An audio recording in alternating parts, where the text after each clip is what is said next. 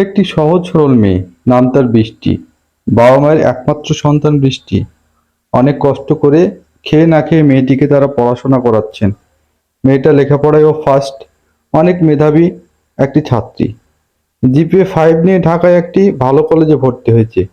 এখানে হোস্টেলে থেকে পড়াশোনা করছে। মেয়েটি অনেক স্বপ্ন দেখতো, অনেক লেখাপড়া করে ভালো একটা জব করবে, বাবা মাকে নিয়ে একটু ভালোভাবে বাঁচবে। অনেক মন দিয়ে পড়াশোনা করে যাচ্ছে মেয়েটা। কয়েক মাস পর কলেজের একটা ছেলে বৃষ্টিকে প্রপোজ করলো। ছেলেটার নাম ছিল বাবর। ভীষণ ভালো ছেলে। তারপরও বৃষ্টি প্রপোজটা গ্রহণ করেনি। সে বাবরকে বলল, তোমাকে ফিরিয়ে দিচ্ছি না, যদি অপেক্ষা করতে পারো তাহলে ওকে। বাবর বলল, আমি তোমার জন্য সারা জীবন অপেক্ষা করব। এইভাবে দিন গেল, মাস গিয়ে বছর গেল।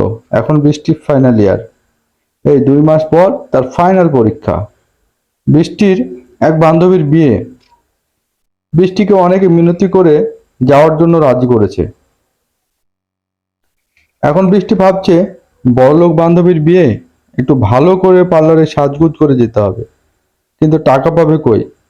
সে বাবরকে বলল, আমাকে 1000 টাকা ধার দিতে পারবে? মাস শেষে দিয়ে দেবো। বাবর বলল, আচ্ছা দিব। পরের দিন বৃষ্টি চলে গেল একটি পার্লারে, তার আরেকটা বান্ধবীকে নিয়ে। জীবনে প্রথম গেছে সে পার্লারে সাজতে। আর সেই পার্লারের মেয়েটা ছিল একটা খারাপ মেয়ে।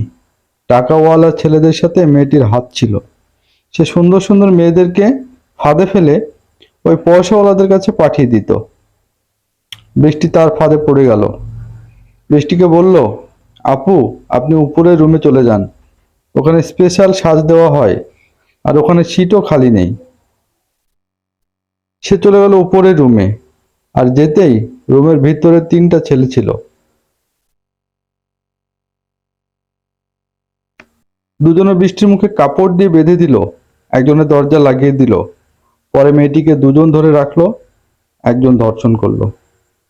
ছি, এরা আবার নিজেকে পুরুষ বলে!